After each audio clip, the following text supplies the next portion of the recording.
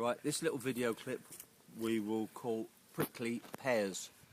The prickly pear is native to the Sonoran Desert, which runs along the Tex-Mex border and down the Baja Peninsula. The Spanish brought the prickly pear back to their possessions as they brought them here to the Canary Islands. It's now gone rampant. You can see all these prickly pears behind you. They were used as edible fencing. They would make a stock-proof fence.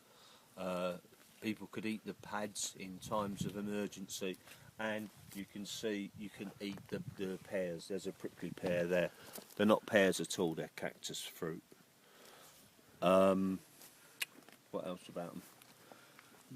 They're particularly all over the Canary Islands because sometimes you see on the pads little fat bugs which if you squash out comes a purple juice, and that's cochineal. So there was a boom time in the Canaries for planting prickly pears to produce cochineal. Cochineal is now it's replaced by artificial food colourings. So there's a prickly pear. These are a bit dried out, but they will do for our purposes. If you look, they're covered in the big prickles, which are very unpleasant. Even worse, these round things are called orioles, and in them are very small microscopic hooked hairs called glockids. If you get a glockid in your tongue or in your mouth, they really irritate. Therefore, we have this special piece of old cardboard that is always laying around. I'm cutting it off. There it is. I'm now going to recut the end, being careful that I don't push any of the glockids into the flesh. So I have to make sure I cut between the orioles. There we go. And just flap that open. Do the same at the other end.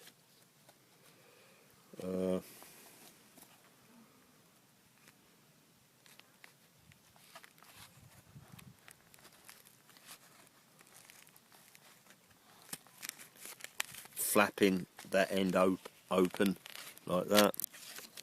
I'm now again going to cut through the skin.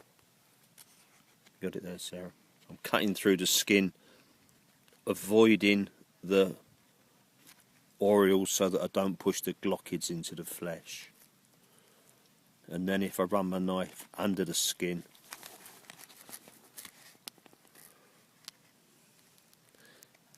there's the mass of fruit. If you can pull that out now, Sarah. All of it, and yeah, that's it. There you go.